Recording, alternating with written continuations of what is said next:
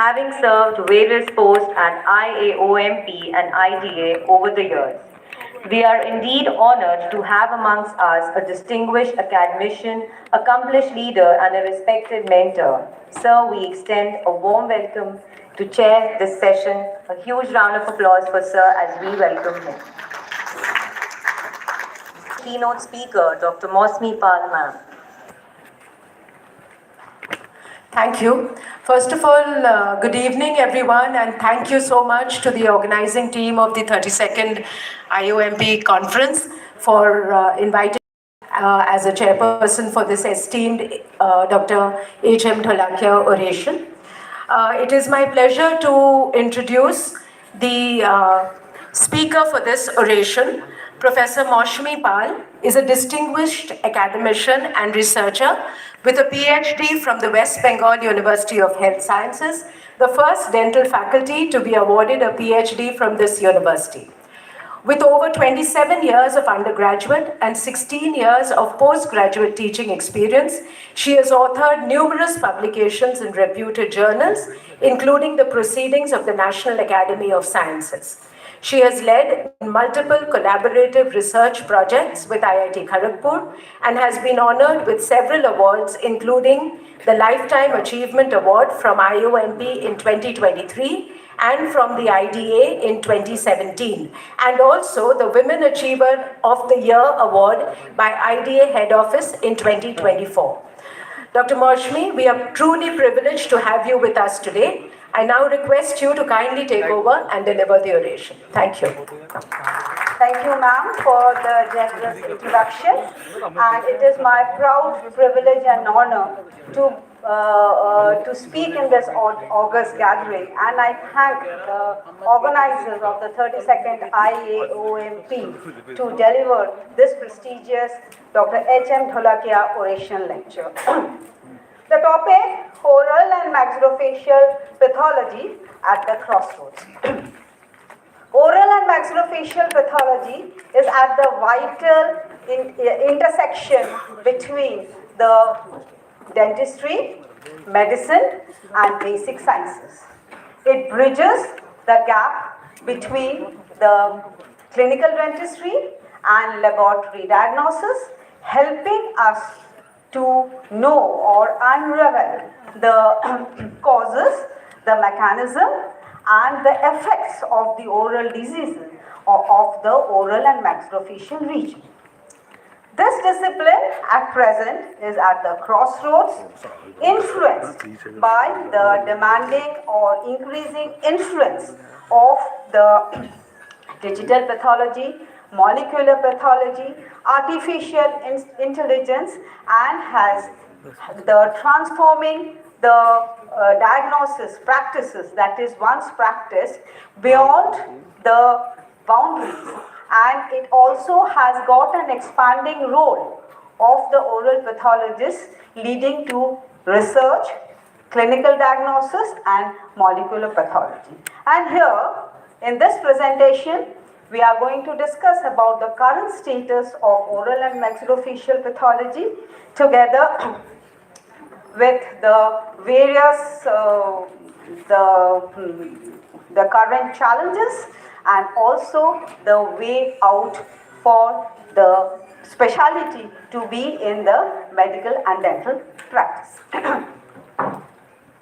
So this is presented with a heartfelt tribute to father of oral pathology in India, Professor Dr. H.M. Dholakia. And before going into oral pathology itself, we will delve into something which is the dental sciences, how progression of dental sciences has occurred. And dental science is an integral branch of modern medical sciences, and its progression from good old dentistry to advanced branch of modern medicine is really exponential.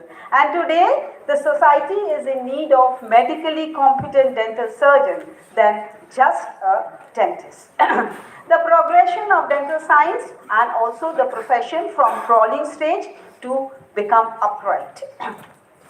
From barbers to monks to dentists to present day dental surgeons.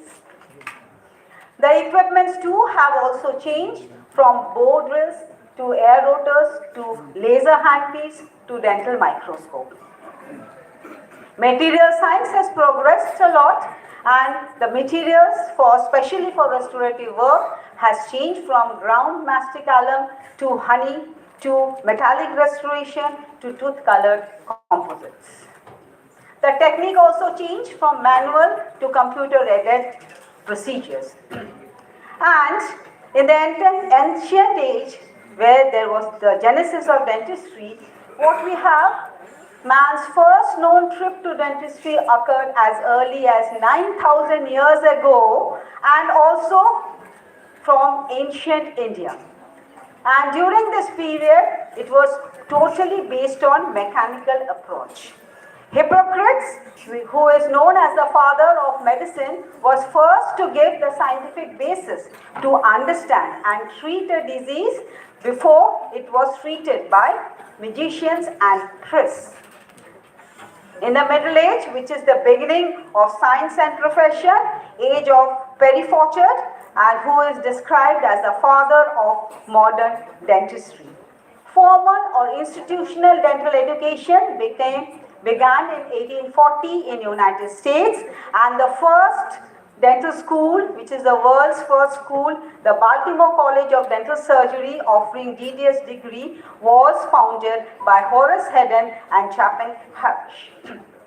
In 1839, the world's first dental journal was published, the American Journal of Dental Sciences, and Harvard opened the first university-related dental school in 1863, which had a profound impact on dental curriculum and the profession. And in the modern age, which is the integral branch of modern medicine, dentistry developed, which is primarily based on biomechanical procedures in contrast to early mechanical procedures. India was no way behind. The first dental college in India was established by Padma Bhushan Dr. Rafi Ahmed in 1920 at Calcutta, imparting LDS qualification. The first dental journal again was published by Dr. R. Ahmed, and also the Bengal Dental Association was established in India by Dr. R. Ahmed both in 1925.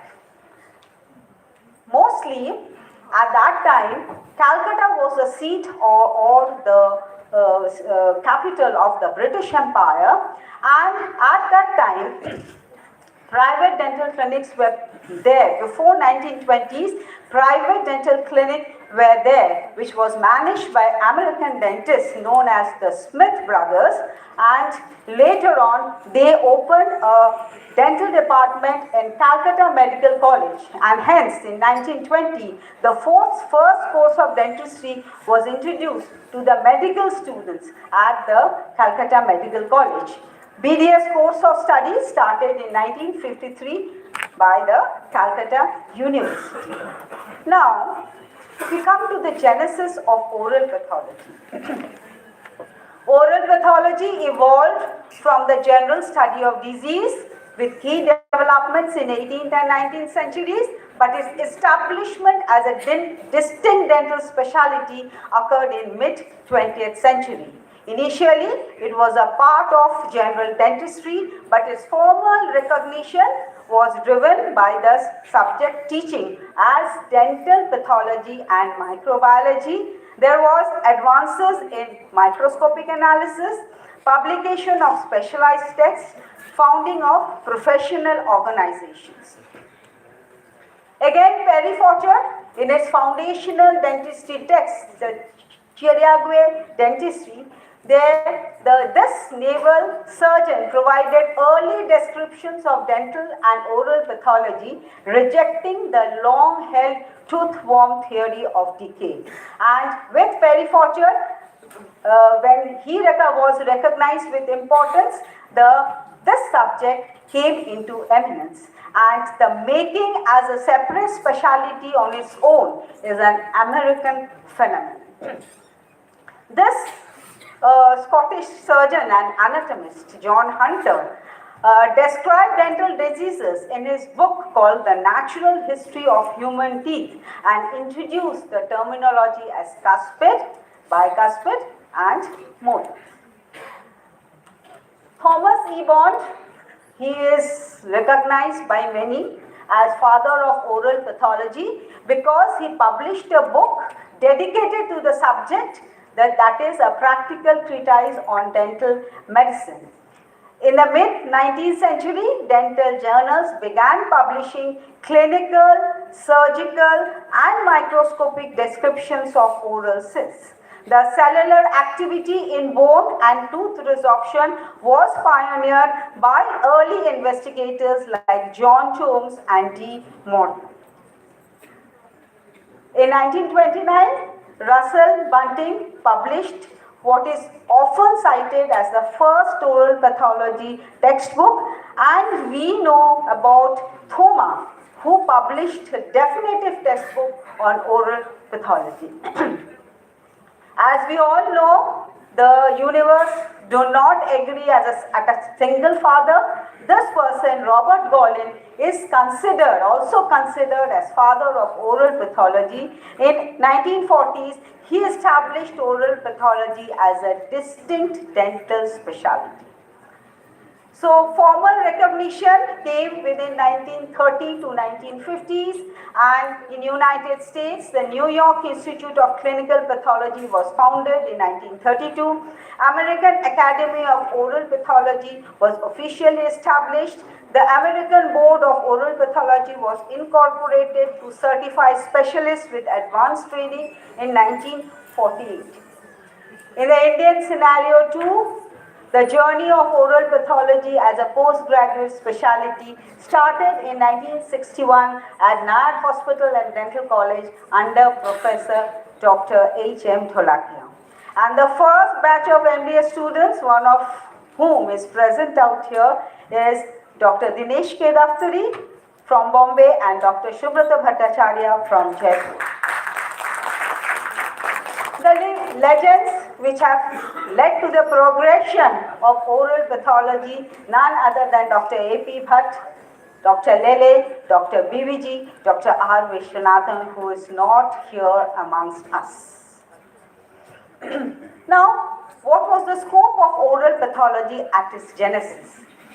In the 20th century, oral pathology began its transformation as a specialized discipline, and the key driver was the oral lesions required specialized diagnostic skills beyond those of a general dentist. So specialized skills were required, and hence the specialized discipline.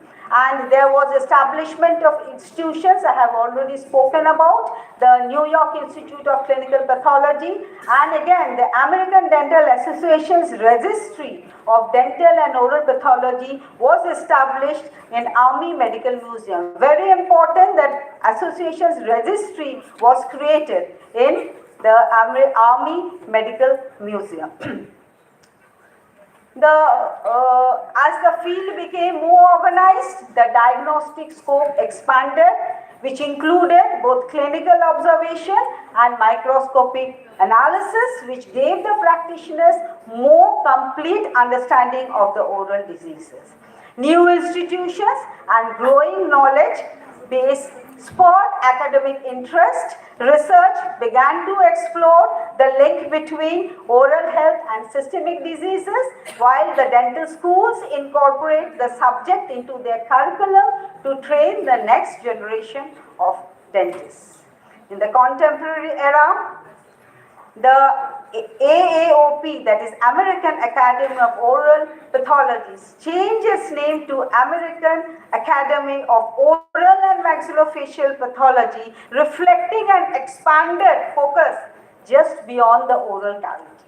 And the modern day scenario is now characterized by the integration of cutting-edge diagnostic techniques, deeper understanding into the molecular and genetic factors, and expansion of the pathologist's role beyond traditional academics to a more interdisciplinary clinical and forensic function. Now, the subject is at present at the crossroads. It is a field that has got a critical turning point, rapid technological, educational and professional changes that have occurred, and there is a need to redefine, identify the direction. The technological transformation that has occurred, the modern oral pathology integrates artificial intelligence and digitized histopathology slides to enhance diagnosis, research and education. Whole slide imaging creates high resolution digital slides for easy storage, sharing and remote analysis, whereas telepathology enables remote diagnosis and expert consultations, expanding the access of undeserved or unserved regions and promote global collaboration. AI again has revolutionized the diagnostics. AI algorithms can detect certain patterns in the tissue, assist in cancer grading, provide automated cell counting, which reduces human error and workload. The AI predicted data helps to predict disease progression and treatment outcome based on clinical, genetic and environmental factors.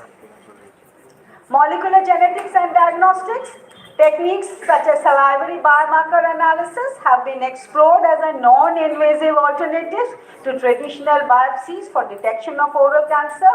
Genomic and epigenetic profiling is used to identify as individual specific risk factors and tailor strategies for better efficacy. And tissue engineering, stem cell therapies, 3D bioprinting offers alternatives to traditional surgical interventions by creating personalized grafts for patients with severe defects. At present, the role and scope of expansion, interdisciplinary collaboration, oral pathology serves as a vital link between dentistry and medicine. As Dr. Mahesh Verma has pointed out, these are the areas which has increased or expanded our domain. Then close collaboration with oral and maxillofacial surgeons, oncologists and radiologists and other specialties, which is essential for effective management of oral cancer and systemic diseases with oral manifestations. Then expansion into forensic odontology. Forensic odontology is emerging as a field offering oral pathologists new career avenues. Specialized training enables the oral pathologist to assist forensic teams in human identification, increase clinical involvement, very, very important, and they are moving beyond the academics to actively engage in clinical patient care where they can provide diagnostic services, consulting the clinical and radiographic findings and participating in tumor boards.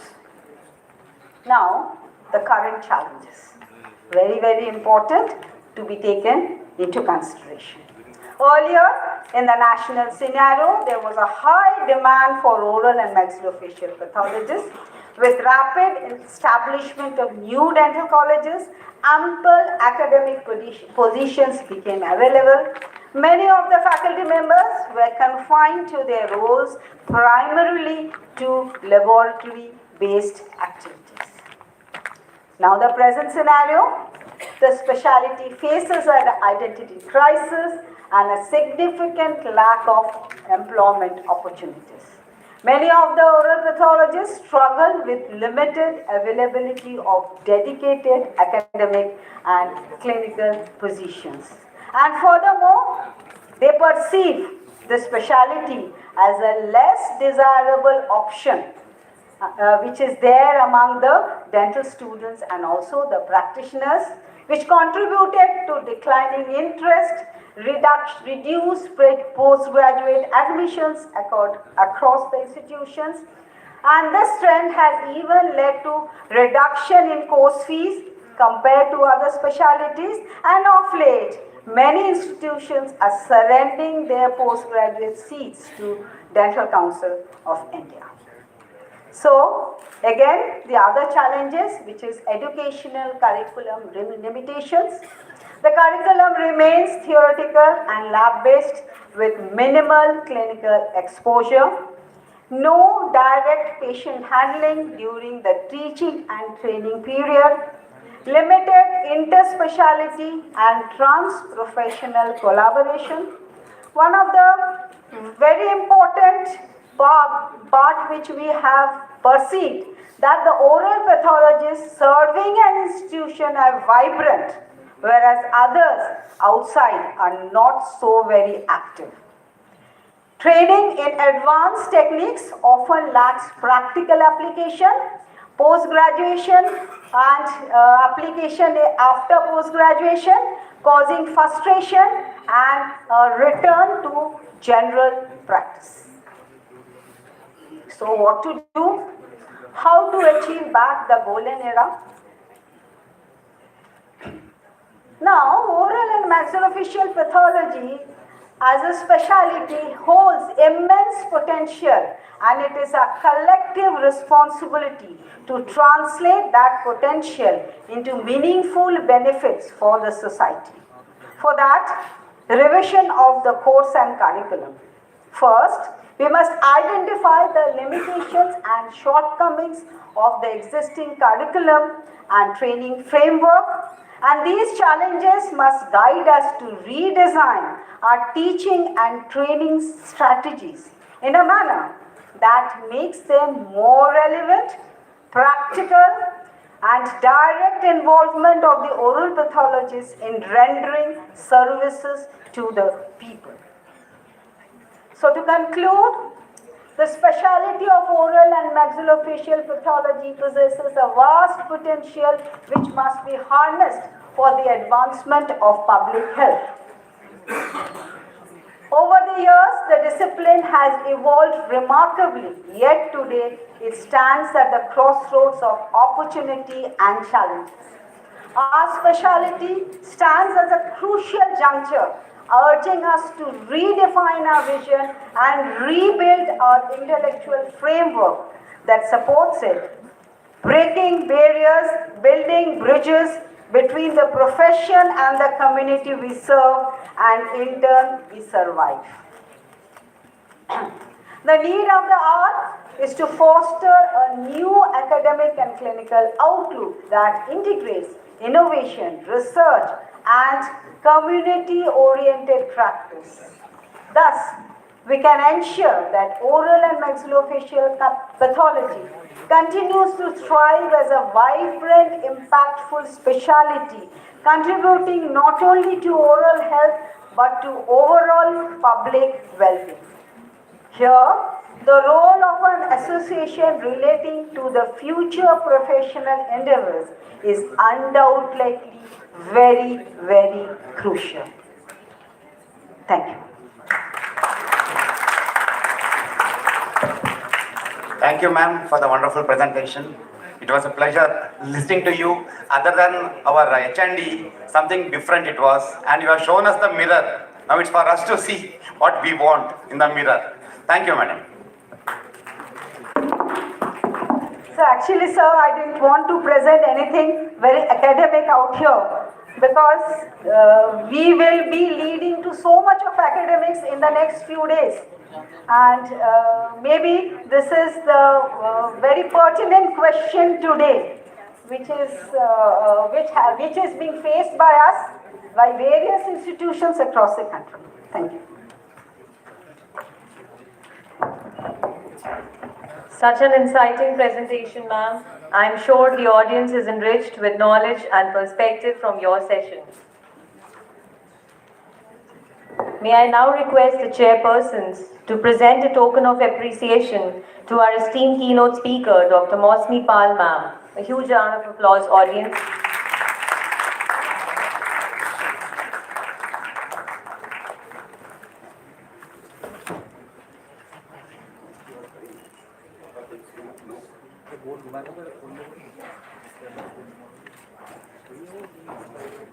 ये वाला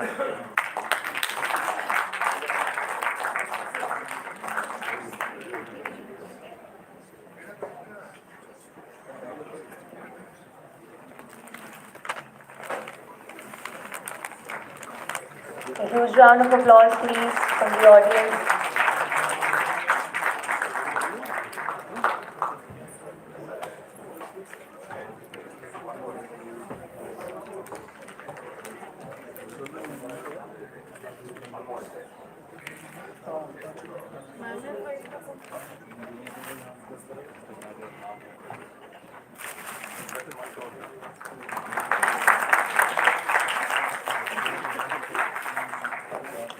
Thank you, sir. Thank you, ma'am.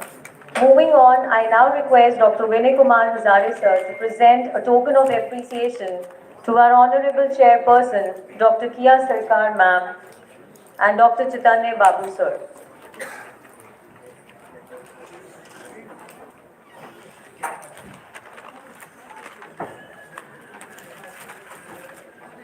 Audience, a huge round of applause, please. Thank you.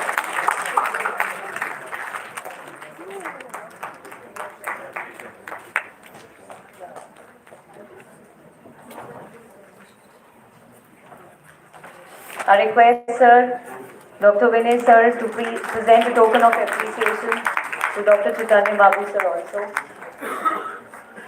Thank you so much, sir.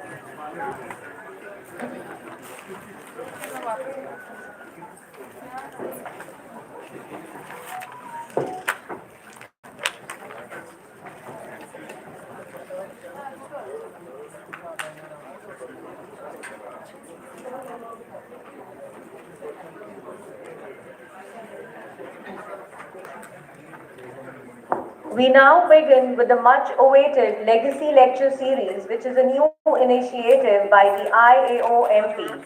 The first lecture of this Legacy Series will be taken by the eminent Dr. K. Ranganathan sir, a stalwart in the field of oral and maxillofacial pathology. To chair this prestigious session, we are honored to have with us three distinguished academicians, each an accomplished leader and visionary in the field of oral pathology and microbiology. I would now like to invite on the stage our Honorable Chairperson, Dr. Jayanta Chattopadhyay, sir, Professor Principal, Head of the Department, Oral Pathology, KSD Jain Dental College and Hospital, Kolkata. Sir has over 22 years of teaching and administrative experience. He is also a proud alumni of Dr. R. Ahmed Dental College and Hospital, Kolkata. Also served various posts at IAOMP and IDA. A mentor, academician, and an innovator, Sir continues to inspire excellence and leadership within the profession. A huge round of applause as we welcome Sir. Joining Sir to chair the session, I would now like to invite Dr. Puneet Ahuja Sir on the stage, Principal and Dean, DJ College of Dental Sciences and Research, Ghaziabad. A senior oral and maxillofacial pathologist with over 34 years of teaching experience, Sir has guided numerous postgraduates and PhD scholars. He has been the immediate past president of IAOMP and IDA Noida branch. We warmly welcome you, sir. A huge round of applause as we welcome sir. Also accompanying to chair this legacy lecture, I would also like to invite Dr. Shalin Chandra sir on the stage.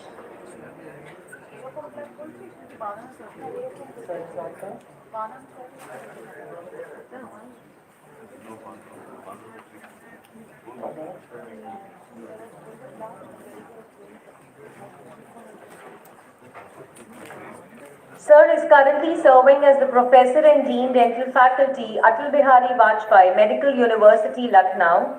He is an alumni of KGMU, Lucknow, and has been instrumental in establishing MDS in oral pathology at several renowned institutions. He is also currently a member of the Executive Council, Atal Bihari Vajpayee Medical University. We are truly privileged to have these eminent personalities amongst us to chair this prestigious legacy lecture. A huge round of applause as we welcome them all. I now request the esteemed chairpersons to take over the proceedings of this scientific session and introduce our renowned keynote speaker, Dr. K. Ranganathan, sir. Over to you. Thank you. Good evening, ladies and gentlemen. It's a pleasure to introduce Professor K. Ranganathan, a dear friend. Dr. Ranganathan is a renowned academician and researcher with vast contributions to oral and maxillofacial pathology. He holds degrees from the University of Madras, Tamil Nadu Dr. MGR Medical University, and Ohio State University, USA. He is a fellow of both the American and Indian Academies of Oral and Maxillofacial Pathologists. He currently serves as the Honorary Secretary of the International Association of Oral Pathologists, the IAOP, the first Indian to hold this position, and as chairperson of the Fellowship Committee of IAOMP. Recipient of the Dr. R. Viswanathan Lifetime Achievement Award 2025 and Waste Research Award 2025, he has over 190 publications, 12 textbook contributions, and 132 postgraduates guided. His research focuses on oral cancer, pre-cancer, oral submucous fibrosis, HIV, and stem cell biology. Sir, we are privileged to have you with us today, and I would request you to kindly take over and begin the session.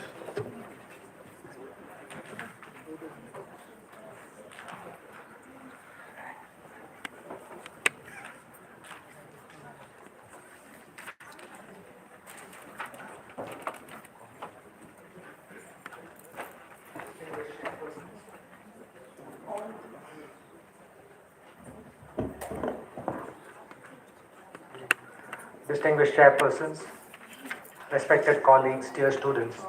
Excuse my voice, I'm just recovering from a pharyngitis, sorry about that. Let me thank Dr. Devi Charan and the entire team for having extended this invitation to me here today. Myself and Professor Alka were told to speak for the legacy series. We were given no instructions, so we're pretty wild with what areas we have to cover. I shall take over from where Dr. Maushmi just left and give you an overview of what has happened with oral pathology from the past, what's happening now, and how we move on into the future. And hopefully we'll give you a bird's eye view of what oral pathology is about.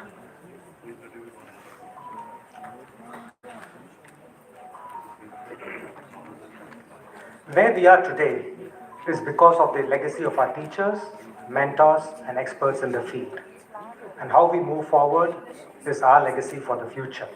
Keeping this in mind, I shall cover this topic in three parts: the people, the subject, and the technology. And I assure you I'm as hungry as you are all there, and I think we're running behind time, so I'm going to keep it very brief. Anything you need, this is not an oration, you can always lift your hands up and ask me. So used to taking classes. We have 32 years of legacy behind us, the IAOMP. This would have not been possible without the amazing contribution of all the members like you who are seated here and who are there before you and who are going to come forward in the future. And we have been guided by stalwarts in the field. The stalwarts who showed the light and laid the path for us, which we continue to follow.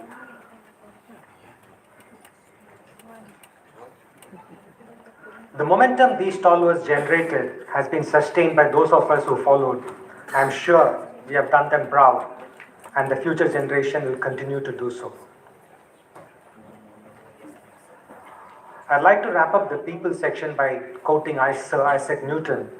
We have seen further because we have stood on the shoulder of giants, and hopefully we will be the legacy for the future generation to speak about in the same tone.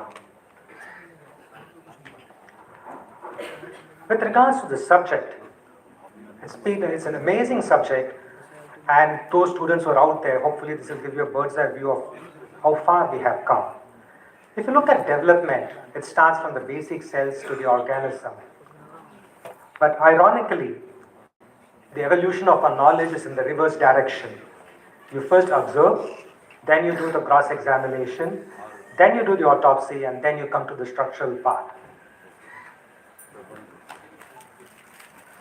Let me explain. The patient comes to us for certain signs and symptoms, but by the time the patient has the disease, the organ system has been affected. There are tissue changes.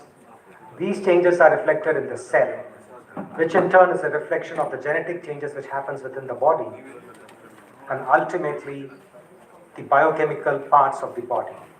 So the earliest changes of a disease is in the biochemical aspects, the proteins, the lipids, the carbohydrates. Those are the parts where the change occurs. By the time it has gone through the whole gamut of changes, the patient presents with clinical signs and symptoms. And that's the paradox. We look at the clinical features from the signs and symptoms and move backwards, whereas the disease moves forward from the basic alteration of the ultra structure within the body to the gross structure, which is the human body. So the clinical signs and symptoms are why we see the patient. However, the earliest changes happen at the biochemical level. This underlies how the technology has evolved over a period of time and how we stand here today. Let me give you a small example. What I mean by ultrastructural changes happen before. This is a very common slide I've shown in multiple presentations earlier. Clinical cancer in this stage is not easy to diagnose. No, everybody knows. The patient knows it's cancer. Everybody knows it's cancer. But before this happens, there are certain changes which happen at the cellular and the tissue level. The pointer doesn't work. It doesn't work on an LCD screen. That's okay. All right.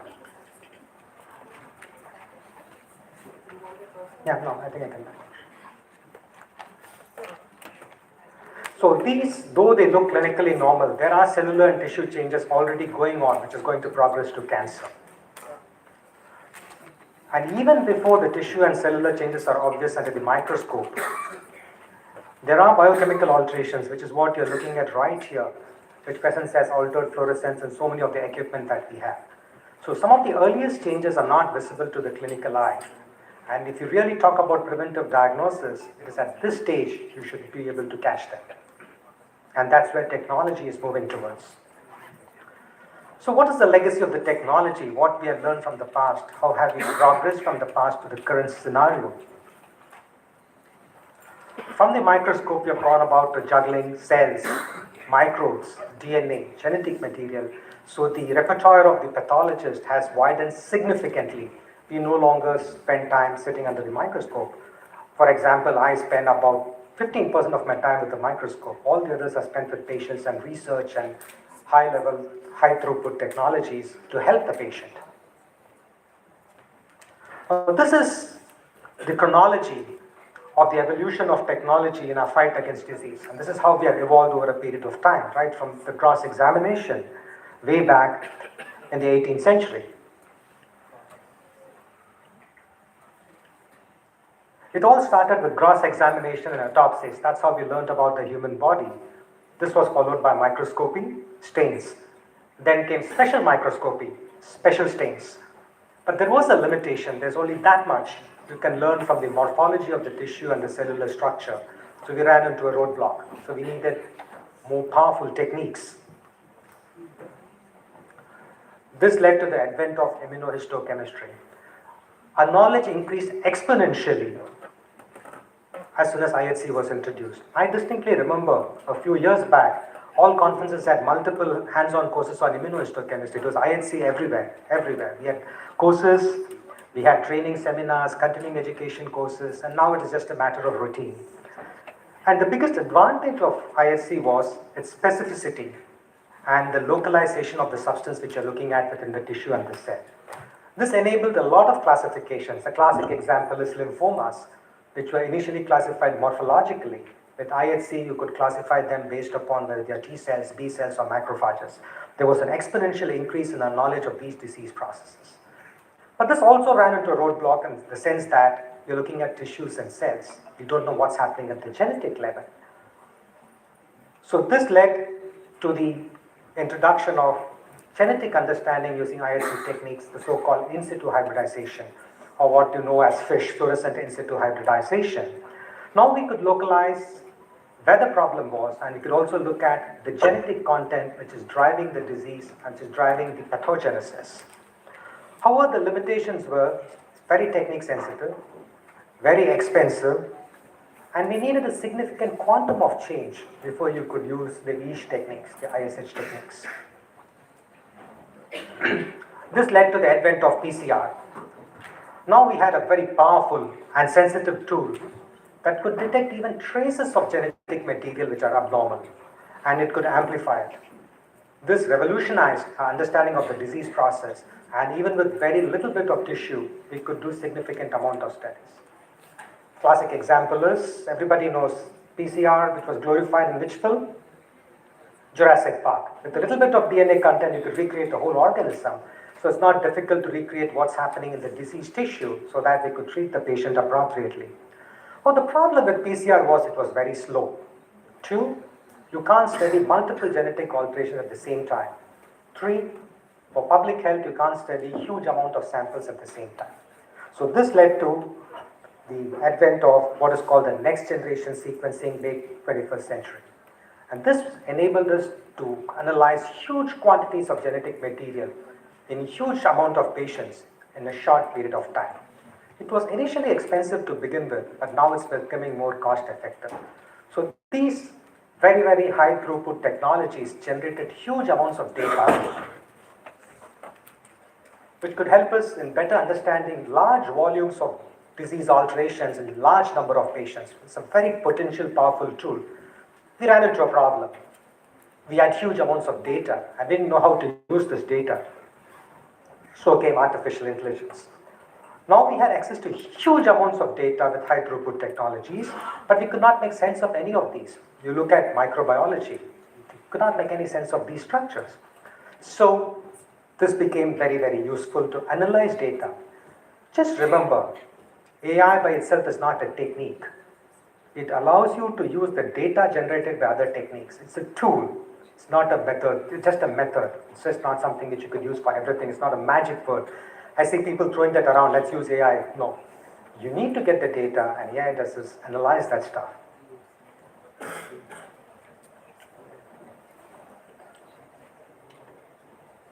Okay, let me give you a few examples of all these explosion in understanding of disease based on technology that helped us. And these are very interesting examples. One of the earliest examples, what we initially thought as a benign reactive lesion called salivary lymphoepithelial lesions way back in 1996 actually was proved to be an early B-cell lymphoma, and the technique which helped us is PCR. That made us understand that what we were signing out as reactive lesions is now an early neoplasm, and we're going to catch it early. Inflammation, this is a more recent description. Tuxate, that's from my files. Traumatic ulcerative granuloma with stromal eosinophilia, we consider to be an inflammatory condition which usually heals spontaneously or after biopsy. But what has happened is, with the advent of something called spectra typing analysis, we have shown that a subset of Tuxate actually has CD30 positive atypical mononuclear cells which are monoclonal and could be early malignancy actually is what we are looking at. And for those of you who don't know what spectra typing analysis is, it studies the diversity and chronality of T cell and B cell receptors. You could use that to study T cells or B cells in infections, neoplasms, leukemias, autoimmune disorders. And that's a fantastic tool by which we are revisiting lesions which we thought were reactive or infective or inflammatory in the past. Neoplasms, classic example, all of you know this. We have actinic cell, we have actinic cell with foamy cells. That's what we were signing them out as. Based upon the morphology, we called it mammary analog secretory carcinoma. But thanks to molecular technique, now we call it salivary gland secretory carcinoma. And this was possible because you had your FISH and molecular techniques which could look at fusion products between ETV6 and NTRK3 gene fusion. So technology has reclassified one of the diseases which was clubbed under a separate group. Virology. Coilocytic changes, everybody defaults to HPV. But using FISH, we know that EBV can have similar type of changes. And it has opened up an entire textbook on what EBV can cause in the head and neck region. And this is possible because of the advent of molecular techniques. Prognosis, this I picked up just last week. I was going through an article, and if you see that, this is just the first week of November. We do know that cetuximab works very well in EGFR positive patients. But there was a subgroup of patients who were not responding. And then we realized that if you do a liquid biopsy, which is once again the most recent technique, you could look at a specific miRNA, which is a sponge. It basically mops up all the EGFR and prevents the drug from reaching the site. So using techniques like liquid biopsy and analysis of miRNA, because of the technology we have at our disposal, we can actually predict which patient is going to respond to one line of therapy and which patient is not going to. Last but not the least, everybody talks about microbiology and always been accused of not talking much about microbiology. Microbiomes. They are there everywhere. Earlier it used to be a fancy thing. Why are you fat? Why are you balding? Genes. Now why are you fat? Why do you like fatty food? Microbiome in my gut. Everything goes to microbiome in the gut. It's not surprising. If you look at it, you have more microbial DNA within your body than your own DNA. So they drive a lot of processes within your body. And this actually reflects how technology has improved. Look at that. Now, I'll come to that in a minute. In situ, sequencing, quantitative real-time PCR, next generation sequencing. The exact scheme of evolution of technology which has made us understand microbiomes a lot better. And that has led to a whole subgroup of specialities. From microscopy and culture techniques, we have metagenomics, metatranscriptomics, metaproteomics, and metabolomics. In the interest of time, I'm not going to explain into this. We could have a separate topic on this sometime later. But it's amazing what is going on in our study of microbiomes. And it's interesting. You have DNA-based approaches, which tell you what type of microbiome you're looking at. You have RNA-based approaches to show which pathways are activated. You have protein-based approaches which show what type of proteins are being produced. And metabolite-based approaches as how the protein and the host are interacting to cause disease or to cause immunity or to cause resistance. So each of these techniques have a specific purpose, and you can use it like a very, very fine tool to understand what is going on within your body, be it your human tissues or be it microbiome. So what has all this done? It has moved from the concept of health of a particular person to public health to now the concept of One Health. One Health is the government's motto also. If you're applying for ICMR grants or any grants, this is what the government is looking for. So what do you mean by One Health? It takes into consideration the health of everything. Yourself, the community around you, the plants around you, the animal vectors around you, and the microorganisms around you. And these technologies can harness the knowledge so that you can actually focus on One Health, because what happens to the community affects you and vice versa. And let me stop here by quoting Rudolf Virchow. Cellular pathology is not an end if one cannot see any alteration in the cell. Chemistry brings the clarification of living processes nearer than does anatomy. Each anatomical change must preferably precede or follow a chemical one. So the biochemistry, the chemical constituents of your body decide what happens to the genetic material, which in turn decides the cellular changes, which in turn decides the tissue changes, which in turn decides what happens to organ and organ system, which in turn decides what the signs and symptoms you're going to come to a doctor with or you're going to see in the patient. So let me end up by telling that technology has evolved very well, and if you use it judiciously, it not only improves the health of the individual, but also the community, supporting the concept of One Health for the entire community. Thank you for this opportunity. Thank you very much.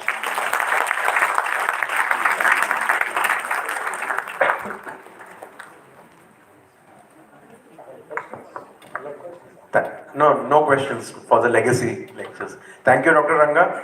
One word for you, succinct, to the point, and actually was a good continuation of Dr. Maushmi's lecture at the crossroads. Yeah, thank you so much. Dr. Ranga, Dr. Ranganathan, one question for the benefit of audience, not for me. What is the role of AI and future of pathologist? Role of AI in pathology and future of pathology, because you spoke on technology. Okay, this is my favorite quote I tell everybody. AI is not going to take over pathology, but people who know to use AI will take over pathology. So there's a difference between AI taking over pathology and people who know AI taking over the other people. So it's definitely you need to know AI. And like I said, what the point which people miss is AI analyzes data. you need massive amounts of data. And that's why radiologists and pathologists are using it, because they're looking at maximum amount of cell structures, pixels, voxels, millions of them. So that is why radiologists and pathologists are using, because we deal with huge amounts of data. If you translate this into a clinical setting, I mean, if you look at, let's say, one section of your dysplasia, you have thousands of cells if you take serial sections. Whereas the same thing you need to use in a clinical context, you need 10,000s of patients to have an AI data to really diagnose what's going on. Not going to happen in the near future. So AI is good. It's a fantastic tool if you know how to use it. Don't get scared by it. Yeah. Thank you.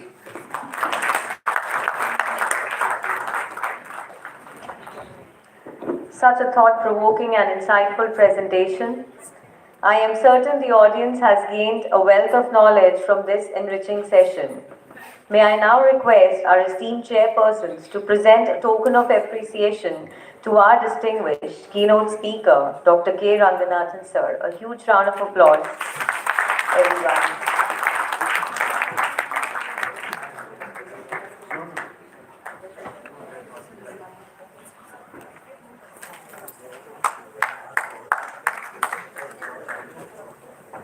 आ गया कर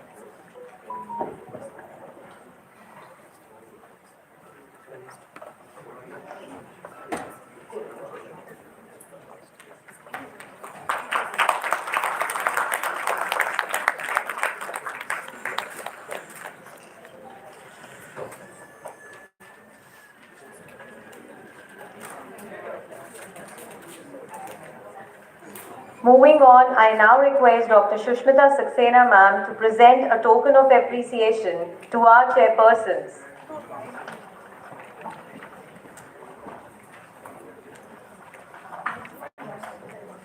I request ma'am to present a token of appreciation to all our three chairpersons. Dr. Jayanta Chattopadhyay sir, Dr. Puneet Ahuja sir, Dr. Shalin Chandra sir.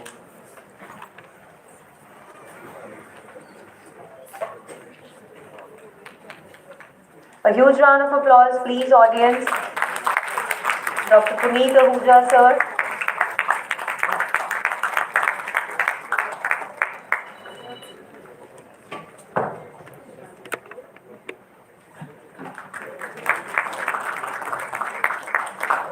Audience, I expect a little more enthusiasm.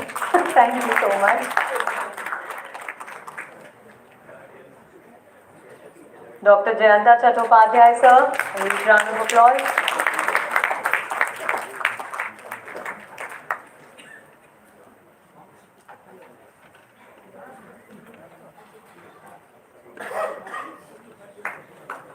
Dr. Shalin Chandra, sir.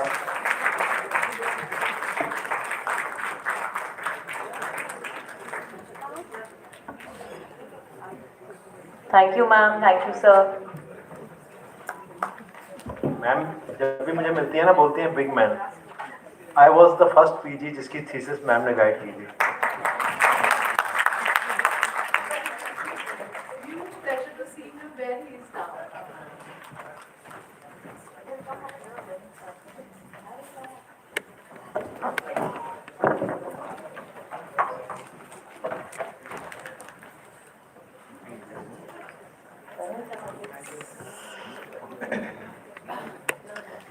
It's my pleasure to introduce the next legacy lecture by Dr. Alka Kale ma'am. To chair this prestigious session, we are honored to have with us two eminent academicians in the field of oral pathology. I would like to invite on the stage Dr. N. Gururaj sir, Honorary Secretary, IAOMP. Sir is a professor, head of the Department of Oral Pathology, CSI College of Dental Sciences and Research, Madurai. Sir has contributed chapters to the very famous Schaeffer's textbooks of oral pathology. With over 100 guest lectures delivered across the country, he has received multiple honors, including the ITA Academic Excellence Award. A huge round of applause as we welcome Sir.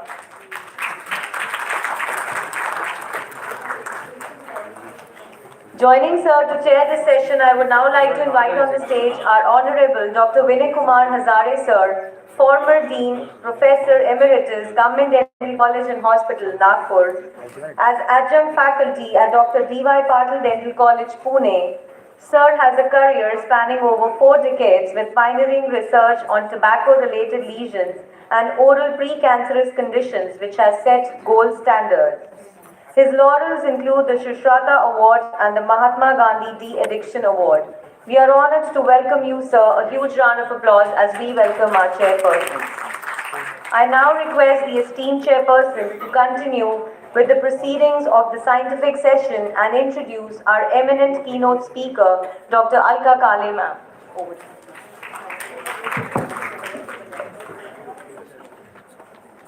I think today is 14th November, and not many of you have forgotten 2nd November, the final ODI between South Africa and India. I know Alka very well. I mean, being BDS student, MDS student, my colleague and then director and whatnot, and a friend in need always, But believe me, there were a lot of champions on that day on the ground. I was watching the match with my wife and, everybody was clapping. Sometimes we will get depressed, that South African captain was not getting out. And 150 million souls were expecting for that wicket, which failed. And if you recollect, please youngsters, ऐसे match ऐसा देखा करो. When Amanjot took a catch, that was a turning point. But the celebration was, if you believe me, when Radha has, jumped over her and celebrated the legacy of our Indian women. So, Alka, wait. Sorry, sir. So that match actually is nothing. I mean, I can draw a parallel between 2nd November and today. And in that entire match, if you have seen the lady or captain, Harmanpreet Kaur, I think, her attitude, her mannerism, her collect, how, she jumped over 2-3 colleagues, so it was worth. So, Deepika, Radhika, Malti, please don't cut me out from your list, phoning list or friend list. I am going to introduce the captain of Indian Oral Pathology women's team is that Dr. Alka Kale. She is so, I have seen her very closely, I know. She is actually one of the fantastic person in our association. And Kaveri, you all will agree with me, So, Punya, everybody. So, bye, and she is real the captain of. I am not asking, you are, I think, Mohammad Siraj, you went. That match we have forgotten now. So, Mohammad Siraj actually was the hero of that day. But the real queen of this day is Dr. Alka Kale. Oh my God.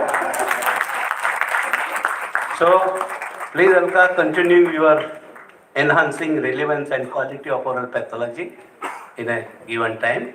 All the best. Thank you. Thank you very much, sir. Thank you very much for all those words that you spoke for me. Audience, don't get carried away. Sir always praises all his students, and for him, everyone is alike. It's indeed my pleasure and my honor to be introduced by my teacher, my guru, Dr. Hazare sir, and also to have Dr. Gururaj, a great oral pathologist who's doing a lot for the association.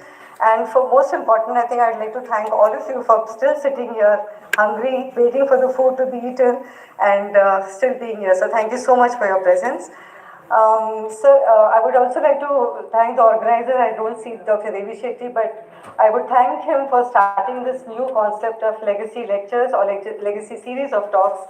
And I don't know if the association is going to take it further. But yes, he made this important decision because it's very important that unless you know your history, you are not going to know what you're going to do in the future. And I'm really happy that Dr. Moshmi Pal set the ball rolling, and Dr. Ranganathan, a dynamic oral pathologist, took it further in his own way in very beautifully putting the concept of the past, the present and the future. So thank you for that. And Dr. Devi Shetty definitely gave me some 4 or 5 topics, and I'm going to limit myself to it. So, sir, sir, please pardon me. I'm still your student. If I'm doing anything wrong, Dr. Hazare, sir, please pardon me from this. But yes, I would like to speak on how we can enhance the relevance and quality of oral pathology.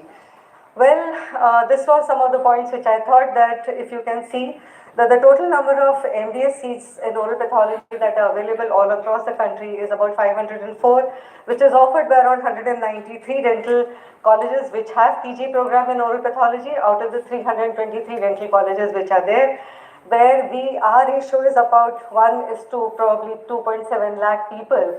So I feel that should we really be talking about the relevance?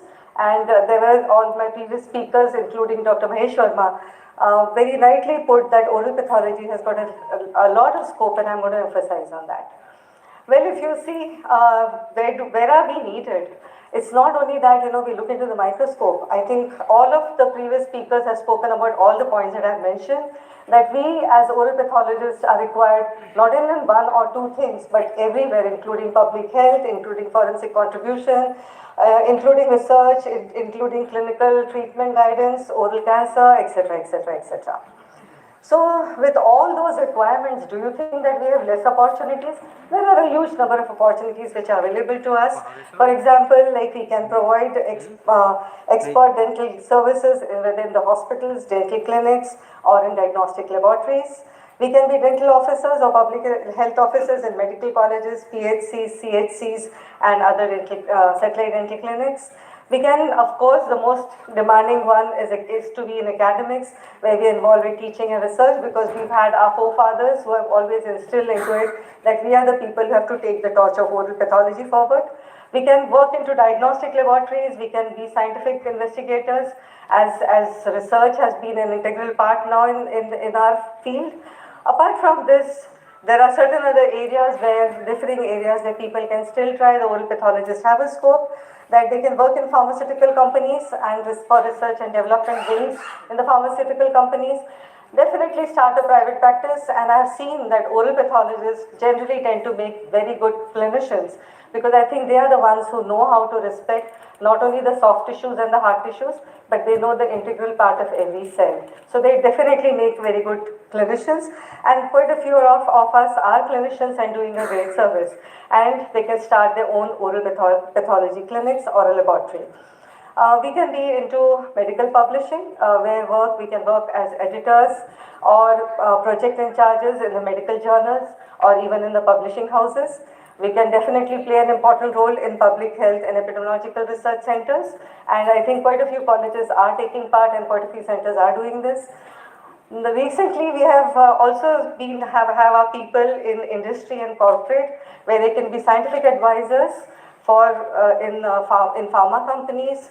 Okay, they can be in biotech companies, or they can also be into project developments and quality control. So these are some of the areas where I feel quite a few of our people can be looking into for careers, and of course be entrepreneurs. And if you see, entrepreneurs not just as starting clinics, but also to have established training centers for postgraduates, which is really required in today's world, and develop educational CDs or reels or YouTube for the YouTube channels, and promote the subject of oral pathology and do well in it, who are very good in doing content writing and going ahead with it. Apart from this, there are other emerging fields where oral pathologists can take interest, like digital and computational pathology. Artificial intelligence, everybody has spoken about it, because presently artificial intelligence in the medical field is limited to diagnostics, so we definitely play a role over there. Bioinformatics and data science, translation and precision medicine, and already this has been spoken about. You can also go ahead by improvising your skill by doing PG diploma in molecular biology and genetics, and bioinformatics and medical writing as such. The professional growth is not just limited by doing these courses, but you have to make yourself visible, and you can increase your visibility by becoming members, of course, of IOMP first, and then ICMR, IIDR, and so many other organizations where you can interact with different type of people. You have to be collaborating with not only with your own dental field, but also with medical people, with oncology and radiology people. Okay, and most important in today's world is to be visible through the e-media or be onto or have your links through the LinkedIn, ResearchGate and Google Scholars. Only then you will get the recognition. Well, so what are the tasks that is there for us?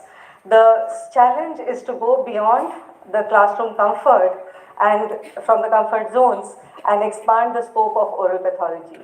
And how do we do this? By raising awareness for the need of biopsy to be submitted of any and every tissue. This is what Dr. Hazare sir used to always tell us, that any tissue that comes to your lab, put it onto the microscope and have a look at it and you'll find something amazing happening over there. So increase awareness, aggressively market a biopsy laboratory service. Okay, most of the time the biopsies are sent to general pathologists and they come up with very specific diagnosis. Either it is oral cancer or it is an odontogenic cyst or an odontogenic tumor. But then we as oral pathologists can definitely do much justice, as you heard from what Dr. Ranganathan spoke just now and even what Dr. Mahesh Sharma said. We have to also see to it that we provide education to the general dental practitioners so that they understand where they should be, when the biopsy is to be taken and to whom the biopsy should be sent. We can provide consultation services on clinical and radiological findings. We can provide recommendations and management and follow-up. Like Sushmita was telling just now that because of her husband, she learned that you can't just remain limited to that small piece of tissue, but you should be guiding the surgeons what next to do and how to do the follow-up. Very important point. Okay, we can facilitate inter-specialty discussions on patient care, and we should be very strong on this because we are the ones who can look beyond the clinical findings and see what every cell is trying to speak to us. And of course, very important is to be part of tumor boards, because tumor board, as all of you know, has got an accumulation of all type of people, whether they are surgeons, diagnosticians, radiologists, or whatever it is. So why not an oral pathologist? Maintain databases and strengthen existing disease registries. Most of us are trying to do this in oral pathology in our association, and I think we should be continuing with that. So, but what are the realities?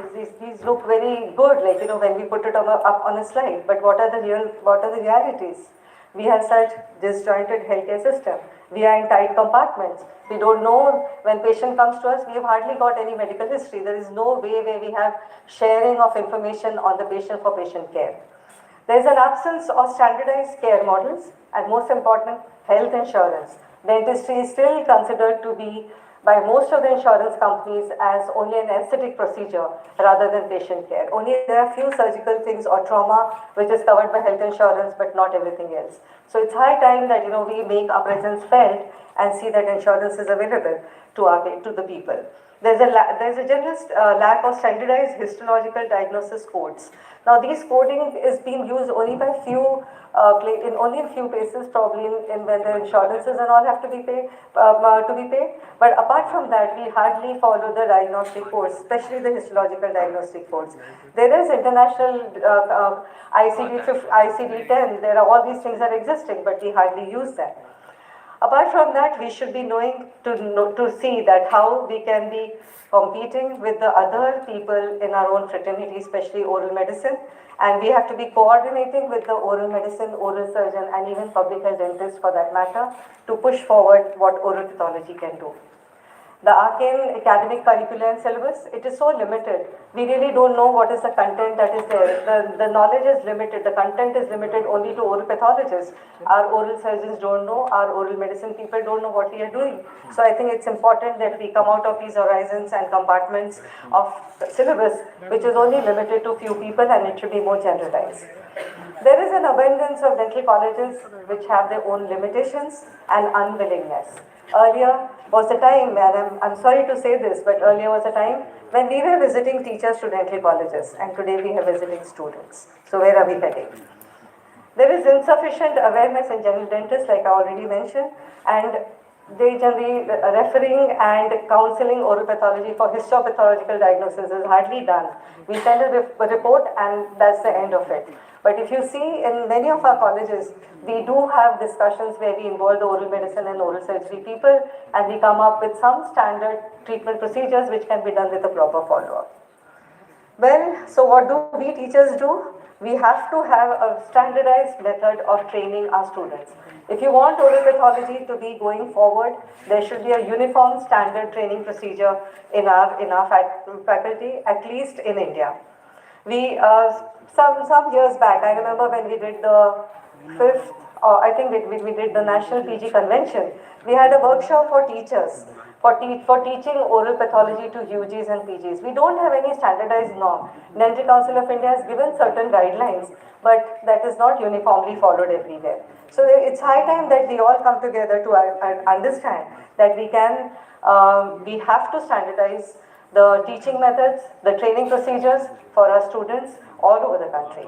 These are some of the common things. We have traditional things, we have integration of us, the new things and the old things, which is very important that we integrate. We should have more student-centered or learner-centric teaching methods rather than having teacher-centric teaching methods. Because unless you have a participatory mechanism of teaching learning, the learner is not really going to take it. They'll just sit, just probably like some of you are sitting right now when I'm talking so much about what happens when it is one way, speaking which goes on from the teacher side. So these are important things that we have to do. There are a lot of new innovative teaching learning methods which have come up. To name a few is case-based, problem-based learning, blended learning, okay, where it is more participatory, where the onus is on the student. So you share the content with the student. Like in case-based, there could be a scenario or there could be an actual case. In problem-based, there's an actual situation where there's critical thinking. In all these situations, we are making our students to think critically. They have to do the analysis, they have to come for discussion. It could be done in small groups and then it is supervised by a faculty. So in this way, if we modify our teaching method, even in post-graduation, I think it will be more effective and there will be more relevance to what we talk as compared to otherwise didactic or leave it to the students to study on their own. There should be a proper method of doing practical training. That is whether it is basic skills of blood examinations and things like that, knowing the equipment, microscope and the other equipments that we use in our departments, clinical correlation. I think everybody has been emphasizing on clinical correlation about how your biopsy findings can be basically correlated with the clinical and radiological. Unless we do this, I don't think you're going to be doing justice to the patient. And of course the microscopy skills. Well, I repeat the same picture which Dr. Ranganathan has put, but I'm going to put it in a different way. Well, initial training here when I spoke about this was regarding developing clinical skills. Okay, so how you can? He gave a very beautiful example and I have a different way of putting the same picture as initial training is when there's a limited patient interaction with when they're doing blood examination. I think in most of the colleges, the clinical histology, the hematology is attached to the department of oral pathology and that's the time when you can actually see the patient and interact with them. So we have to instill this training in our students, how they should be communicating with the patient. Then patient interaction, they have to improvise onto the patient interaction which is under the supervision where they are also trying to communicate with them regarding what they have seen in their microscopic slides or what they want to tell to the patient. The second thing is how they write a report with clinical and radiological correlation and communicate. And the fourth and the most important part is the clinical proficiency. Now that's what I'm talking about when you become an oral pathologist. That's where you have to be dealing with the clinicians and you have to give them a real picture of what is happening and also how a treatment procedure can be planned with what your observations have been under the microscope. Well, it's also very important to foster the research aptitude.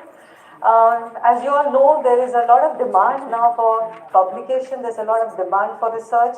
Everybody, the whole country is probably looking into research and it is an integral part. But then we as teachers have to foster these research skills by giving them an early exposure of proper research methodology by having workshops on different aspects, make them undergo journal clubs and literature review and critiquing it. We should have mentored research projects so that do a little bit of hand holding with the postgraduate students to take up some common research projects where you can guide them. Integrate technology and digital tools. Today, technology has made things very convenient. As you just saw what Dr. Ranganathan spoke, that there is so much that can be done when you have to come up with an accurate to the point diagnosis. there should be a lot of encouragement to the students who are faculty, and for the faculty and student collaborative research. You have to see to it that the students are participating in conferences and seminars so that they are sharing their knowledge and getting some feedback from the audience. There should be an establishment of a dedicated research cell in every college. Now this research cell, I'm not talking about a research lab, but a research cell which further helps to, because research is not an easy thing, it needs a lot of money, and without money nothing happens.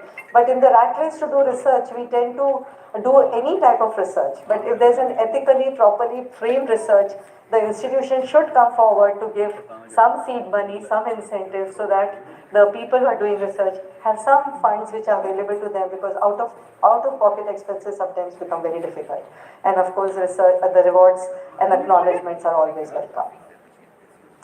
Now, after having made all these efforts of making a student learn, there should be certain appraisal, whether it is self-appraisal or whether you do a timely appraisal, whether it is done as in small intervals or you do it at the end of the academic sessions, but that is an important part. Well, there are different findings. When I was going through the literature, I thought that teachers play a very important role in making oral pathology relevant. And they can play multiple roles by restructuring the curriculum, by making it more interesting, by themselves being very ethical and following all the policies, norms, and following the standards of education. These are all the properties that the teacher should have. Apart from that, to have a right attitude as a teacher. Okay, now these headings were given to me by Dr. Devi Charan, so I'm just trying to emphasize on them. Okay, attitude of the teacher towards teaching is extremely crucial for developing diagnostic competencies, critical thinking, and professional skills in students. A quality of the teacher, that the teacher should be a strong communicator, and there should be empathy, patience, along with adaptability, creativity, and a deep passion for their subject and the student. Like you just saw Dr. Hazare sir, he is still so passionate. You won't believe, there are so many times he calls me and he'll be putting pictures of patients on the group, and along with the follow-up. And let me tell you his passion for oral pathology, and if I have a few moments to speak to you all. He looks into a lot of oral submucous fibrosis, because Nagpur side there is a lot of submucous fibrosis, and there he recognized the role of turmeric. And he had there's a tribal group of people they manage these cows and goats and all that, and they take them in the forest for whatever. And so he told them, because when they are there in the field or in the forest, they keep on chewing on to betel nut and even pan and things like that, and they land up with submucous fibrosis. So he told them to cultivate turmeric, haldi in their own farms, and carry those small pieces of haldi in their pocket and go on chewing. And those people are so smart that they take their own pictures in the mobiles and share it with sir to show whether the mouth opening, how much the mouth opening has increased. That is his passion, and that is the way he teaches us that. And I remember when I was a student, and when he remembers the names of my patients still, and he's still following with them. And there were lichen planus cases, and we used to have a lot of lichen planus.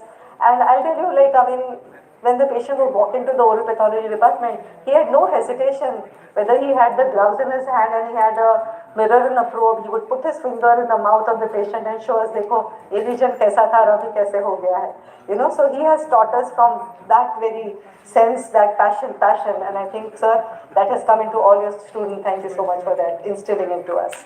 Well, thank you. You have to be an effective teacher. You have to be a good listener, okay, and communicate and continue to be lifelong learners. Because if we cease to learn, okay, then we can't teach. We can't impart it to others. So you have to be a lifelong learner, and there are certain P's which you can read to yourself. But what are the realities? Yes, we have part-time teachers, unofficially, okay. There is no formal training program that is there. If you see the National Medical Council, unless the medical teachers have undergone the training programs for medical education, okay, they cannot be promoted. But that is still not come into dentistry, so I think it's high time that we do it. There is inconsistency in our curriculum and the training program, which I already mentioned. They're very monotonous and ingrained concepts and style of working. So what I have been doing in my department, everybody should follow in the department. Absolutely wrong. Okay. Unfortunately, our teachers are poorly paid. Okay. There's a cutthroat and very unhealthy competition because, as you know, peer success is viewed as threat to one's access to resources, upward mobility, recognition, or job stability. Okay. And this leads to Cobra effect. And this was just shared 3 days back. Dr. Hazari sir shared this with me, the Cobra effect, and I'm going to tell you the story of the Cobra effect. Sir, would you like to tell or should I say? Okay. So in the British time, and you can see then and now, because in the British time, when Britishers were here ruling us, there were a lot of cobras because we had a lot of forest, and they were definitely, we didn't need them as much. So they said that in any person who kills one cobra and brings, okay, will get a reward. And our Indian people, to earn that reward, went on, initially they went on killing the cobras, but eventually they realized we can make money out of it. So they started cultivating the cobras. They started breeding the cobras. Okay, and eventually, like, of course, because they were hard pressed of money, they could do it. Today, the same scenario is there when we talk about research, when we talk about publication, and we are still running into, because for all gradings and having those NRF rankings, etc., publication is become a talk of the town, and with publication citations, and we are still running the race and doing this unhealthy type of things which are happening, which we have to stop because the real research has gone back. So if we really mean research and if we want to make good for the public, I think it's important that we do real research rather than just run behind it. So that's the story sir shared with me the other day. Thank you sir very much sir for this. Well, I was also asked to talk something about framing policy for PG program. I'll very nutshell, I'll put it that first there should be a need assessment. You should have clear objectives. There should be good amount of practical experience because you just can't depend on theoretical concepts. Okay, there should be a multidisciplinary approach and there should be a proper feedback loop. Now, feedback is not a one-way story. You get the feedback, you receive it, you shut it, and you forget it. No, there should be a mechanism to improvise, otherwise those feedbacks have no meaning. So I think these steps should be absolutely important whenever we are trying to change our curriculum or making difference in the syllabus that we have. Well, this was something also which I was asked to speak, so in a nutshell I've tried to put that there are a lot of things that can be done after MDS in oral pathology, academics of course. There's a lot of facility for research in our country. Okay, and these are all the places where you can think of doing research, we can approach them, and it's many a times I've seen that persistent pace. And I've seen people like Punya and all, like, they're persistent. You get a refusal from one granting agency, you write to 10 more. Okay, you get a reject from there, you don't hesitate, you have another topic and you write again. So unless you go on, unless you're persistent, you're not going to get. So these are all the agencies which are really good in giving grants for the research. Apart from that, there are, like, you must have heard, a lot of our people are now being absorbed into so many aims, All India Institute, Deepika, you play a role over there, and so many projects, that have come up where our oral pathologists can join as JRs, or maybe even faculty positions they can take up in all these, in these places. Of course, there's a huge scope for doing research abroad. Now there are a lot of places where you can do research, not only in our country but even abroad, and you can apply for those fellowships and you can do it. Now some of the grants where the grants are available, there are government grants and there are also non-profit foundations which give grants. And I think all of you should make a note of it because when you go for research, you'll get all these things. So please don't hesitate to write them. What will happen? Maximum there will be a no, isn't it? Nothing more than that will happen. So there's always an opportunity to seek grants from all these granting agencies.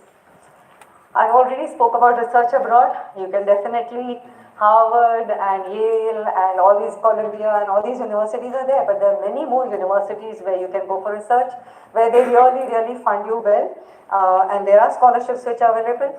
You can, of course, look for the countries. If you see the way the countries are now offering, of course, USA is leading, but China is not behind at all, and China will, with Mr. Trump and Mr. Trump's policies, I think China is going to very soon take over. So South Korea is another very potential country where where you can take up different type of research, where a lot of grants are available. And these are some of the fields in which the research can be tried, which I think Dr. Ranganathan has already spoken. So do you still think that the oral pathologists don't have opportunities? Do you still think that our field is something which people are not asking for? Okay, so Dr. Mosby, I think you can make a note of this, that there is a lot of things that our oral pathologists can do, because we as oral pathologists are just not into microscope, but we are diagnosticians, we are researchers, we are educators, we are innovators, we are entrepreneurs, and not only that, we are change makers. Thank you so much.